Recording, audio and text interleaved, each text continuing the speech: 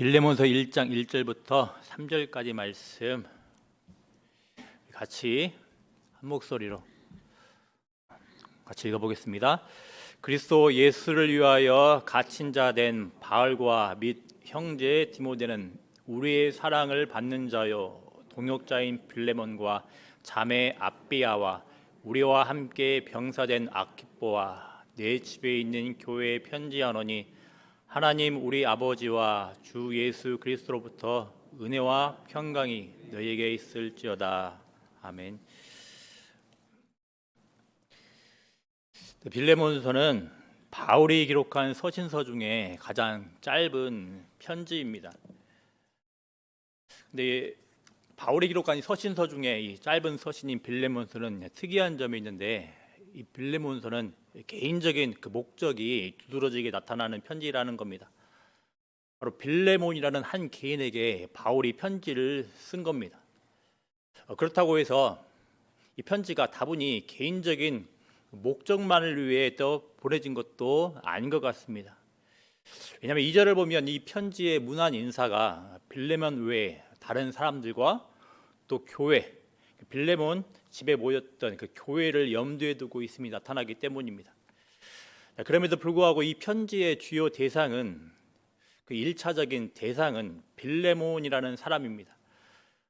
1절부터 3절에 소위 말하는 인사말 부분과 23절부터 25절의 작별 그 인사 끝부분에서는 빌레몬 외에 교회의 다른 구성원들이 편지의 대상으로 언급되고 있기 때문입니다. 그리고 있는 것처럼 이제 보이지만 4절부터 22절까지를 주 본문 내용을 보면 빌레몬이라는 한 사람을 주 대상으로 편지가 기록되고 있기 때문입니다. 그래서 4절부터 22절을 보면 계속해서 주구장창 빌레몬을 엄두에 두고서 너라고 계속해서 언급을 합니다. 정리하면 이렇습니다. 빌레몬서는 바울이 빌레몬이라는 한 사람을 주 대상으로 삼아 기록을 하고 있지만, 이 편지의 내용은 빌레몬의 집에서 모인 교회, 더 나아가 골로새 교회 공동체가 함께 공유하길 바라고 있는 것처럼 보입니다. 그럼 빌레몬이라는 사람은 어떤 사람이겠습니까? 빌레몬서에 따르면 빌레몬은 예수님과 교회에 대한 사랑과 믿음이 좋은 인물이라고 소개되고 있습니다. 그리고 17절에 따르면 빌레몬은 바울의 동역자로 언급됩니다. 또 19절을 보면 빌레몬이 바울에게 빚을 졌다라는 표현이 나오는데, 이 표현은 복음의 빚, 곧 빌레몬이 바울을 통해 회심하였음을 알려줍니다. 그런데 중요한 것은 빌레몬서 16절에 따르면 빌레몬은 이렇게 교회의 구성원이면서 빌레몬서에 나오는 오네시모라는 한 종, 노예의 주인이라는 사실입니다. 그리고 과거 어느 시점에 이 오네시모라는 노예는 자신의 주인 빌레몬에게 불의를 행하고 떠나왔습니다. 도망쳤습니다. 이 불의가 어떤 불의인지는 잘 모릅니다. 무엇인가를 훔쳤다고도 볼 수 있고, 또 확실히 알 수 없으나 빌레몬에게 불미스러운 일을 했다고도 알 수가 있습니다. 그런데 이 오네시모가 어떤 연유인지는 확실치 않으나 옥중에 있는 바울에게 와 있었고, 바울을 통해서 회심을 하게 되었다고 합니다. 더 나아가서 이 오네시모는 바울에게 많은 유익을 주고 있다라고 합니다. 그렇지만 이 오네시모가 바울에게 많은 유익을 끼치는 그리스도인임에도 불구하고 오네시모는 당시 제도로 보면 어쨌든 빌레몬의 노예 신분에 지나지 않는 겁니다. 노예 신분인데다가 도망친 자였습니다. 물론 당대 기록에 따르면 당대 노예 신분이 여러 계층이 있고, 또 모든 노예들이 흔히 말하는 힘들고 고단하고 비천한 일만 하지는 않았고, 또 일정 시점이 되면 노예의 신분으로부터 자유로워질 수 있는 기회가 많이 있었다고 합니다. 하지만 그럼에도 불구하고 현재 오네시모의 신분 자체는 빌레몬의 노예입니다. 그렇기 때문에 노예의 신분이었던 오네시모가 자신의 주인에게 불의를 행하고 도망쳤다라는 것은 무거운 책임이 뒤따르는 위험한 일인 겁니다. 바울도 이런 사실을 알고 골로새 교회의 동역자이자 오네시모의 주인이었던 빌레몬과 지금은 그리스도인이 되었지만 어쨌든 빌레몬의 노예였던 오네시모를 편지로 중재하고자 하는 겁니다. 그래서 바울은 빌레몬이 속했던 교회, 나아가 골로새 교회에 우리가 골로새서라고 부르는 이 편지를 보내며 오네시모 편으로 함께 빌레몬서를 보낸 것으로 보입니다. 이런 점들은 골로새서에서 확인할 수가 있습니다. 골로새서 4장 7절을 보면 두기고라는 한 사람이 나옵니다. 그런데 이 두기고라는 한 사람이 골로새서를 전달하는 정황을 보여줍니다. 근데 이와 동시에 골로새서 4장 9절을 보면 바울은 신실하고 사랑을 받는 형제 오네시모를 함께 보낸다고 나옵니다. 정리하면 지금 바울이 두기고 편으로 지금 골로새 교회에 골로새서를 보냅니다. 동시에 바울은 오네시모 편으로 빌레몬에게 이 편지를 보내고 있는 걸로 보입니다. 이처럼 빌레몬서는 주인과 그리고 노예였지만 그리스도 안에서 한 형제가 된 빌레몬과 오네시모를 중재하고 화해시키고자 하는 이 바울의 마음이 잘 드러난 편지가 바로 이 빌레몬서입니다. 그렇지만 앞서서 살펴본 대로 빌레몬서의 2차 대상으로 다른 인물들 곧 또 교회를 언급하고 있는 점을 고려하면 그리스도 안에서 한 형제가 된 교회가 당시 노예제도로 대표되는 당대 사회, 문화의 제약 안에서 무엇을 추구해야 하는지 실제적인 가이드라인을 보여주는 편지라 할 수 있겠습니다. 어쨌든 그리스도인이 되었다 하더라도 당대의 교회는 로마라는 어떤 정치 사회적 제도 안에서 살아가는 자들이었기 때문입니다. 또 고린도전서 7장 등을 보면 당대 교회 안에는 신분이 높은 자들도 있었지만 상당수가 종, 곧 노예들이 많았음을 알 수가 있는데 빌레몬서는 이렇게 엄연히 존재하는 사회 제도적 현실 안에서 어떻게 그리스도인들이 화평을 이루며 살아가는지를 알려주는 가이드라인이 될 수가 있는 겁니다. 더 나아가서 물론 노예제도는 한국 교회 상황에서는 존재하지 않지만 정치, 사회, 문화, 경제 등에 대한 다른 생각과 다른 태도들로 인하여서 교회 안에 성도들 사이에 적잖은 장애물이 있음을 보게 됩니다. 그리고 엄연히 존재하는 교육의 수준 등에 따라서 경제적 유익을 누리는 정도에 따라서 더 넓게는 다른 민족적 정체성에 따라서 교회 안에 적잖은 장애물이 생기는 것을 보게 됩니다. 이때 빌레몬서는 1장에 불과할 정도로 굉장히 짧지만 교회 안에 발생하는 이런 장애물들 앞에서 교회가 어떤 모습을 보여야 하는지 알려주는 실제적인 지침이 될 수가 있는 겁니다. 이제부터는 이런 관점들을 가지고서 본문을 간략하게 살펴보겠습니다. 통상 서신서들은 당대 관례를 따라 인사말, 그리고 감사의 내용, 본말, 끝인사 이렇게 네 부분으로 이루어집니다. 빌레몬서도 마찬가지로 1장 1절부터 3절까지는 인사말이 언급되고 4절부터 7절까지는 감사의 내용이 8절부터 22절까지는 본 내용이 나옵니다.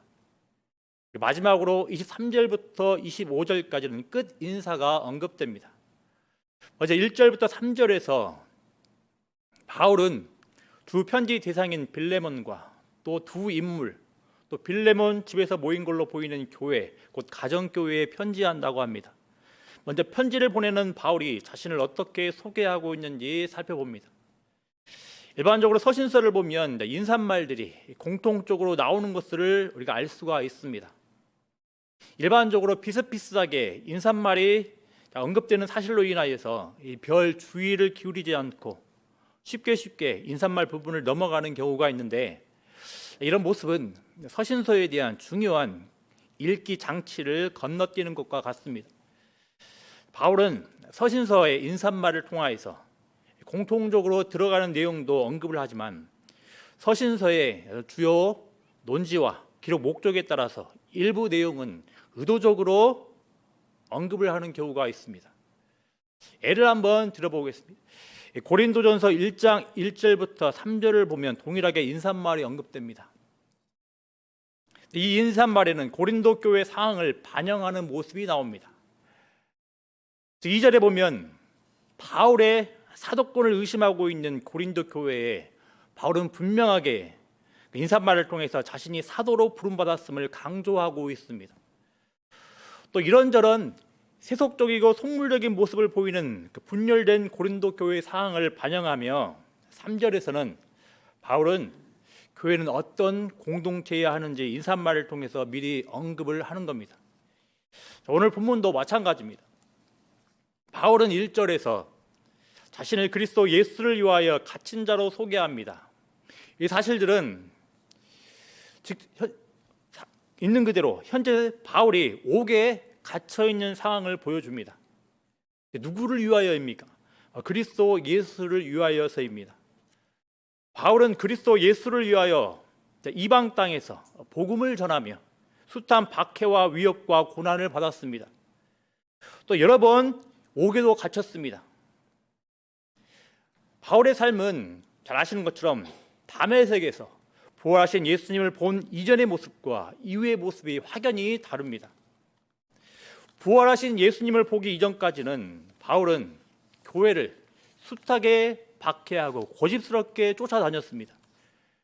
이 사실은 바울이 그리스도 예수를 박해하고 다녔음을 말해줍니다. 왜냐하면 교회의 머리는 바로 그리스도 예수이시기 때문입니다. 그렇지만 부활하신 예수님을 본 이후로 바울의 삶은 180도 달라집니다. 부활하신 예수님을 본 후로는 오히려 박해하였던 그리스도 예수를 위하여 살아갑니다. 그리스도 예수를 가장 존귀하게 여기며 십자가에 달리신 그리스도 예수를 자랑하며 살아갑니다. 당연하게 그리스도 예수의 몸인 교회를 세우기 위해 늘 수고하고 헌신했습니다. 특별히 이방인들에게 복음을 전하며 교회를 세워가기 위해 고난도 마다치 않았습니다. 1절에서 그리스도 예수를 위하여 갇힌 자 되었다는 사실들은 바로 이렇게 그리스도 중심으로 살아가는 바울의 모습을 잘 보여준다 할 수 있겠습니다. 동시에 그리스도 예수를 위하여 갇힌 자 되었다는 사실들은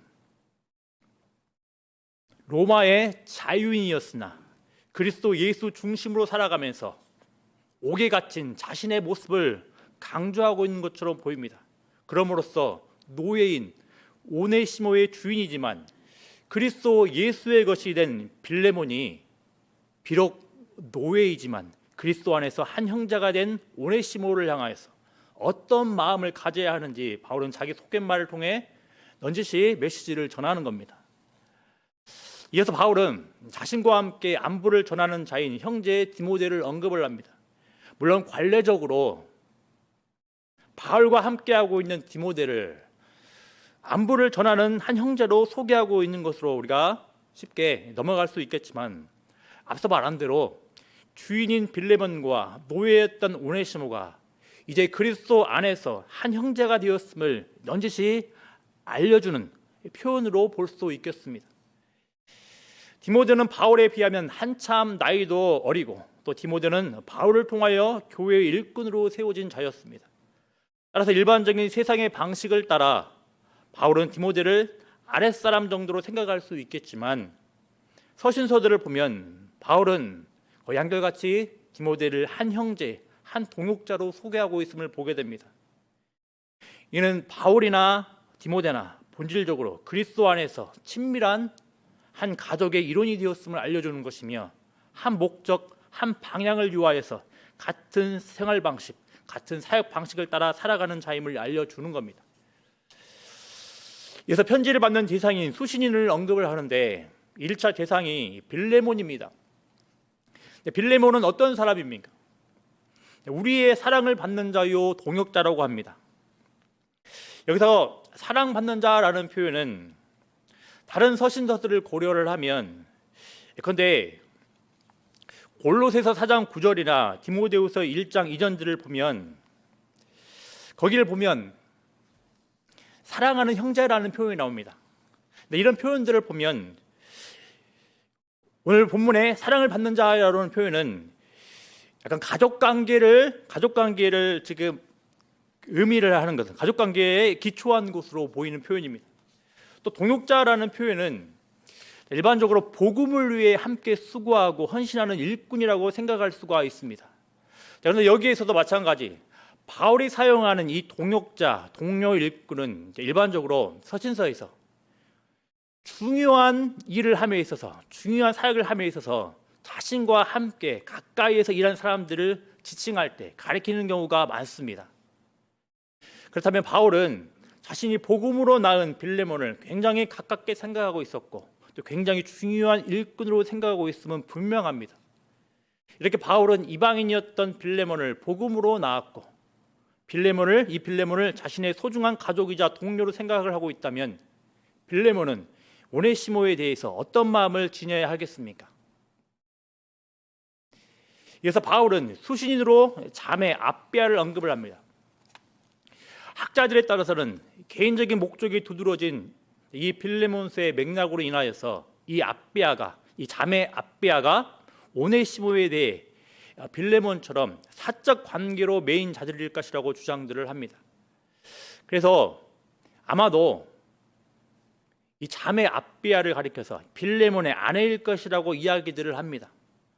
또 오네시모가 상전이었던 그 빌레몬에게 불의를 행하고 도망쳤다면 당연히 빌레몬의 아내였던 아비아도 오네시모를 향해서 좋지 않은 감정들을 가지고 있었을 겁니다. 이와 연관하여서 우리와 함께 병사된 아키포 또한 빌레몬의 아들이라고 주장을 하기도 합니다. 그렇지만 어디까지나 추측일 뿐이지 여기서 확인할 수 있는 것은 다만 바울은 이 빌레몬서의 내용을 빌레몬 집에 모인 교회의 일원 중 자매 아비아라는 사람과 아키포라는 사람이 특별히 알길 원했다 하는 정도로 확인할 수가 있겠습니다. 그래서 바울은 2절 하반부에 이 빌레몬서를 받는 대상으로 빌레몬 집에 있는 교회를 언급을 합니다. 근데 어순을 보면 교회 앞에 내 집이 나오고 또 내 집 앞에 아키포가 나오기에 아키포 집에서 교회로 모였다고 볼 수 있으나 당시 문법을 고려하면 가장 먼저 언급된 수신 대상이 1차 대상, 주요 대상이기에 여기서 내 집에 있는 교회는 빌레몬의 집일 가능성이 가장 높습니다. 더군다나 편지의 본 내용을 보면 바울은 시종일관 빌레몬을 향해서 계속해서 이야기하고 있습니다.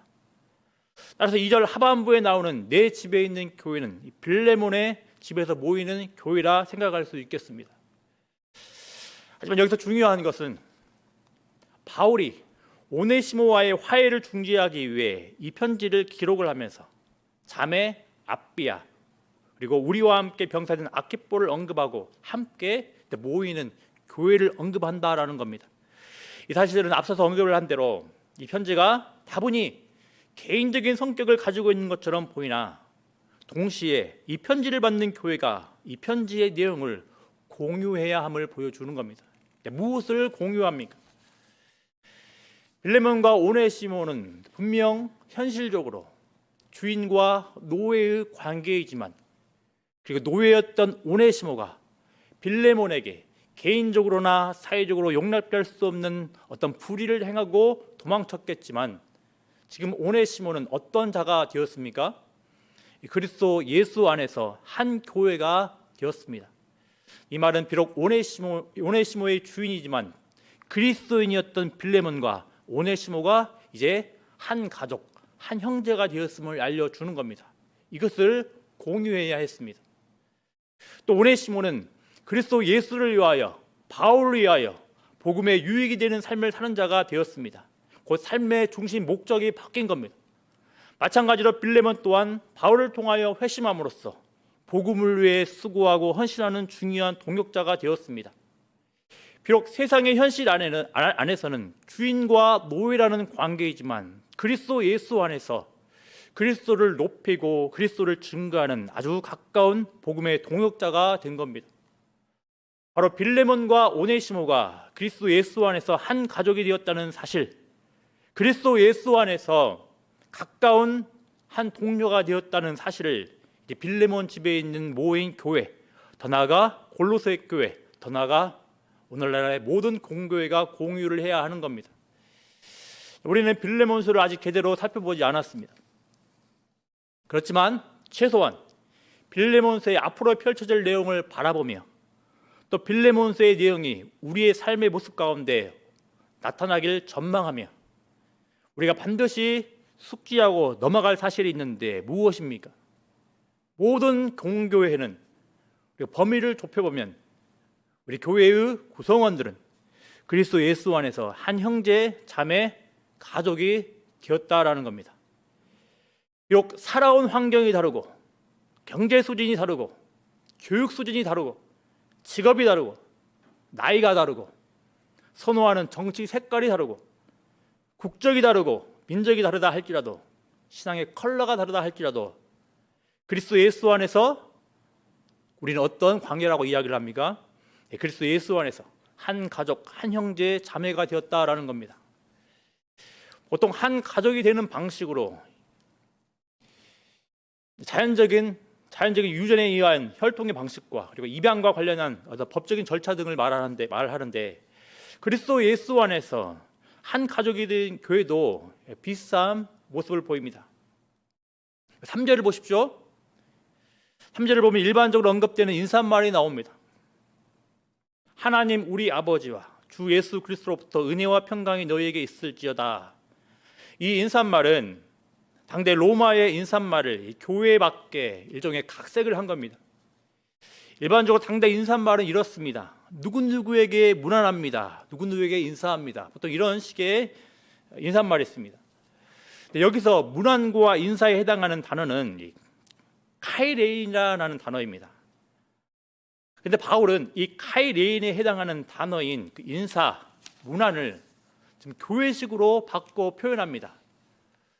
바꿔 표현했다는 점을 잘 보여주는 것이 이제 바로 3절에 기록된 은혜인데 앞서 말한 대로 카이레인이라는 단어가 일반적인 인사에 해당하는 단어라 이야기를 했습니다. 근데 이 은혜에 해당하는 단어가 혹시 들어보셨겠지만 어떤 단어입니까?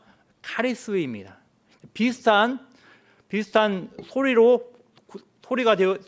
소리인 그 단어를 지금 살짝 바꿔가지고 교회 중심으로 바꿔 표현한 겁니다.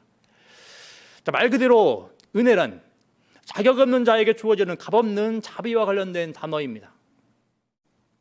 다시 한번 말씀드리지만 이 3절에 나오는 인사말은 그냥 관례적으로 지나갈 수도 있을 겁니다. 그렇지만 앞으로 본문의 내용을 본격적으로 살펴보기에 앞서 인사말에 이런 내용을 접한다는 것은 먼저 편지를 주고받는 교회가 어떤 자들인지를 분명하게 인지하라고 강조하는 듯합니다. 교회는 어떤 자들입니까? 하나님 우리 아버지와 주 예수 그리스도로부터 은혜 받은 자들이라고 합니다. 은혜로 아버지 되시는 하나님 안에서 한 형제 자매로 소속이 바뀐 자들입니다. 하나님을 떠나 마귀의 편에서 하나님을 무시하고 대적하던 자들이 주 예수 그리스도의 십자가의 은혜로 한 가족이 되었습니다. 이 말은 비록 물리적인 혈통은 다르지만 예수 그리스도께서 생명을 내어주심으로 그 누구도 끊을 수 없는 하나님의 한 가족이 되었음을 알려주는 겁니다. 이에 대해서 갈라디아서 4장 7절에서는 이렇게 놀라운 말을 하고 있습니다. 그러므로 내가 이후로는 종이 아니요 아들이니 아들이면 하나님으로 말미암아 유업을 받을 자이라 이렇게 말을 합니다. 이렇게 교회는 본질적으로 죄의 종에 살던 자들이 예수 그리스도의 십자가의 은혜로 인해 한 가족, 한 형제, 자매가 된 자들입니다. 또 교회는 어떤 자들입니까? 하나님 아버지와 주 예수 그리스도로부터 평강을 누리는 자들입니다. 여기서 평강은 구약에 나오는 샬롬과 연결된 단어입니다. 이 샬롬은 보통 구약에서 하나님께서 마지막 날에 주실 어떤 궁극적인 안녕, 평안과 관련된 단어입니다. 이 샬롬이 하나님 우리 아버지와 주 예수 그리스도로부터 교회에게 주어진다 합니다. 특별히 여기서 언급되는 주 예수 그리스도의 은혜에서 언급되는 주는 당대 로마 황제와 대비되는 큐리어스 주로 언급되는 것도 있겠지만 여기서 언급되는 주는 보통 구약의 여호와 대신에 신약에서 사용되는 대용 단어입니다. 이 말은 구약에서 자신의 백성들에게 완전한 샬롬을 약속하신 하나님께서 다름 아닌 예수 그리스도라는 겁니다. 또 예수 그리스도 안에서 이제 완전한 샬롬 평강이 주어졌다라는 겁니다. 왜입니까? 예수 그리스도의 십자가 은혜로 인하여서 하나님과의 관계가 회복되었으며 사람과 사람의 관계가 회복되었습니다. 피조 세계와의 관계가 회복되었습니다. 앞서 언급한 대로 그 당시에는 여전히 노예 제도라는 사람과 사람 사이에 장애물이 있었습니다. 오늘날 특히 한국 사회에서는 노예 제도라는 장애물들은 사라졌지만 사람과 사람의 관계를 왜곡시키고 제약을 주는 많은 것들이 있음을 보게 됩니다. 그렇지만 비록 이런 노예 제도라는 현실 가운데 살아갈지라도 빌레몬과 빌레몬 집에 모이는 교회는 이런 현실에 제약을 뛰어넘는 확고한 진리를 붙잡고 살아가야 합니다. 비록 우리도 노예 제도는 아니지만 여러 가지 정치, 사회, 경제, 문화, 교육 등이 가져다주는 또 우리 각자가 처했었고 또 처하고 있는 환경과 경험이 가져다주는 장애물들을 뛰어넘도록 도전받습니다. 왜입니까? 교회는 하나님 우리 아버지와 주 예수 그리스도로부터 은혜와 평강을 받은 자들이기 때문입니다. 이 은혜로 인하여서 하나님의 한 가족이 되었으며 이 은혜로 인하여서 하나님이 주시는 평강을 누리고 살아가고 있기 때문입니다. 동시에 교회는 늘 이 은혜와 평강을 소망하고 살아가고 있기 때문입니다. 여러분, 우리는 누구이고 누구 안에 있는 자들입니까? 또 무엇을 위해서 살아갑니까? 이 세상에 많고 많은 사람과 사람 사이를 가로막는 장애물들과 여러 가지 제한들이 작동합니다. 교회 안에도 이런 모습들이 많습니다. 이때 빌레몬서의 귀를 기울여야 하겠습니다. 빌레몬서는 먼저 이런저런 차이가 나게 하고 장애를 일으키는 것들을 없애는 것에 가장 우선적으로 초점이 있지 않고 우리는 누구이고 우리는 어떤 자들인지 우리는 누구 안에 있는 자들인지를 강조하고 있습니다. 이 사실을 기억하라고 합니다. 그리고 이 진리 안에서 사람과 사람 사이, 교회 안에서 성도와 성도 사이를 가로막고 장애를 일으키는 모두가 많은 제약들을 뛰어넘으라고 촉구를 하고 도전하고 있습니다. 말씀 읽겠습니다. 성경에서는 성경 전반적인 가르침을 보면 성경 전반적인 가르침은 노예 제도를 지지하지는 않는 것처럼 보입니다. 왜냐하면 그리스도 예수 안에서 하나님의 형상으로 회복되었으며 그리스도 예수 안에서 한 피조물이 되었기에 노예 제도 자체를 지지하는 것으로 우리가 생각할 수는 없겠습니다. 바울 또한 고린도전서 7장에서 노예 제도에 대해서 궁극적으로 사라져야 할 부분으로 바라보고 있습니다. 그렇지만 동시에 신약 성경에서는 이 노예 제도라는 것이 비록 바람직하지 못하다 할지라도 급진적으로 섣부르게 이 사회 가운데서 폐지하는 모습을 또 보이지는 않습니다. 이 노예 제도를 폐지하기 위해서 급진적으로 활동을 하며 급진적으로 전투적으로 임하는 모습을 또 보이지는 않습니다. 또 그 당시 상황을 고려를 하면 폐지가 꼭 노예 제도에 속해 있는 많은 노예들에게 유익을 주는 것이 또 아닐 수도 있기 때문입니다. 왜냐하면 19세기 후반에 미국에 있는 노예 제도를 생각을 하면서 바로 로마 제국 안에 있는 노예 제도로 1대1로 대응시키는 것은 무리입니다. 앞서 말씀드린 대로 로마 제도 안에 그 노예 제도에는 여러 가지 계층들이 있었습니다. 자발적인 노예가 되겠다고 나오는 사람도 있었고 이 노예 제도 안에서 많은 사람들이 경제적 유익을 누리는 정도가 다 달랐습니다. 그리고 사회로부터 어느 정도 인정을 받는 경우도 있었습니다. 앞서 말씀드린 대로 일정 기간 시간이 지나게 되면 노예의 상황에서 벗어날 수 있는 자유의 기회가 주어지기도 합니다. 이런 상황 가운데서 경제적으로 경제적으로 이렇게 제한되어 있는 노예들을, 경제적으로 이 노예제도 안에서 경제적으로 제한되어 있고 또 주인과 엮여 있는 노예제도를 섣불하게 폐지를 한다고 하면 이 노예들의 경제생활이 한없이 형편없게 되는 겁니다. 생활에, 삶에 굉장히 위협을 끼치는 겁니다. 그래서 이런 사회적인 전반적인 상황을 고려를 할 때라도 노예제도를 급진적으로 폐지하는 모습을 보이지는 않습니다. 앞서 말씀드린 대로 성경의 전반적인 가르침은 노예제도가 궁극적으로 폐지해야 될 것도 바람직하지 않은 모습을 또 보이게 됩니다. 하지만 계속해서 언급을 하는 건, 특별히 신약성경, 특별히 빌레몬서에서는 폐지가 꼭 유익이 아니라고 이야기를 하면서 말씀드린 대로 노예제도에 속해 있는 것들이, 노예제도를 폐지하는 것이 꼭 어떤 노예에게는 굉장한 삶의 위협이 되기 때문에 이것들을 급진적으로 폐지하기보다는 오히려 빌레몬서 신약에서는 교회 안에 형제 자매들이 교회 안에서 그리스도인 된 자들이 비록 그리스도 안에 있다 할지라도 교회 안에서 노예라는 신분과 또 주인이라는 신분이 있음에도 불구하고 그리스도 예수 안에 있다는 이 사실로 인하여서 이 모든 신분과 장애물과 제약을 뛰어넘으라고 촉구를 합니다.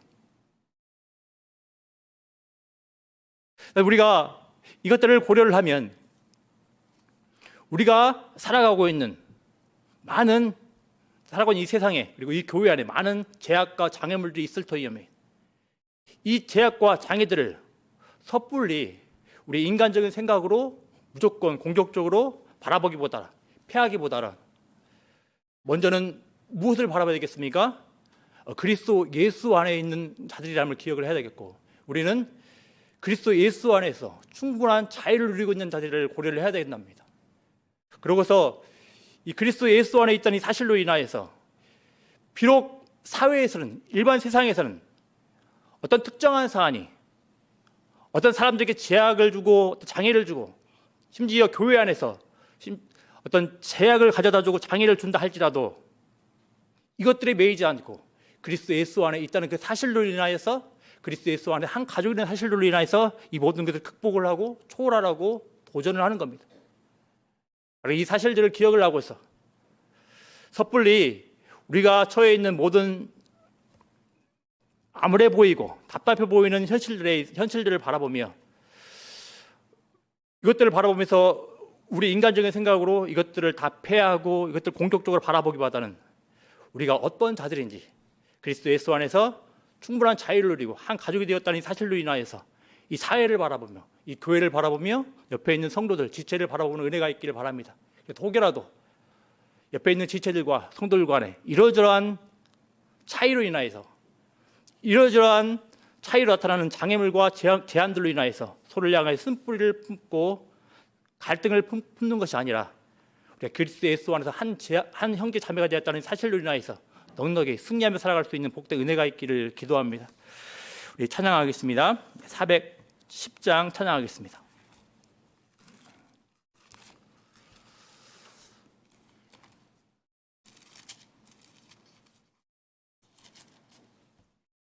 (410장입니다)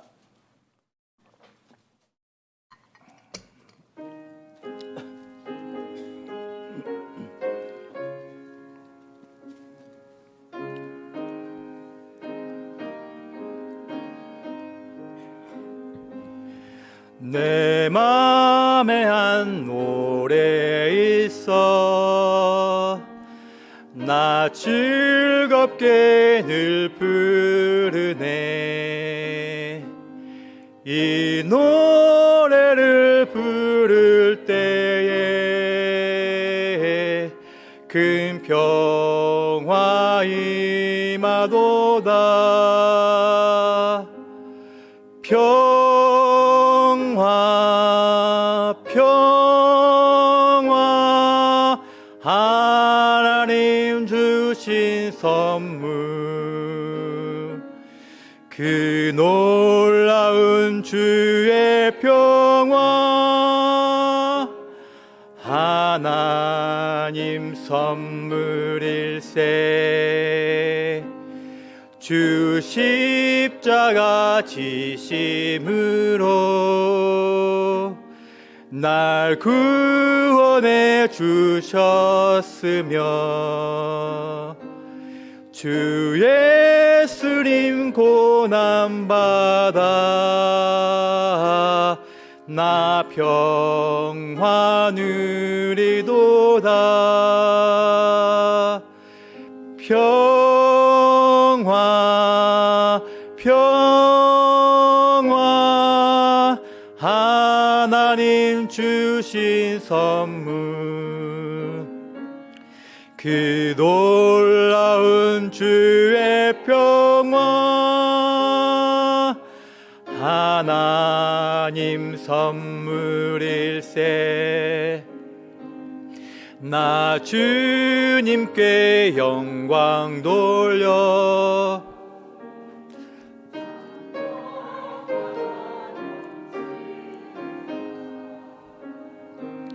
주 하나님 은혜로서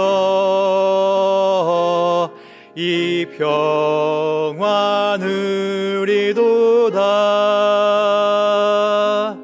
평화 평화 하나님 주신 선물 그 놀라운 주의 평화 하나님 선물일세. 이 평화를 얻으려고 주 앞으로 나아갈 때 주 예수님 우리에게 이 평화 주시도다. 평화 평화 하나님 주신 선물 그 놀라운 주의 평화 하나님 선물일세. 우리 들은 말씀 가지고 잠깐 기도하겠습니다. 여러 가지 교회 안에서도 조차도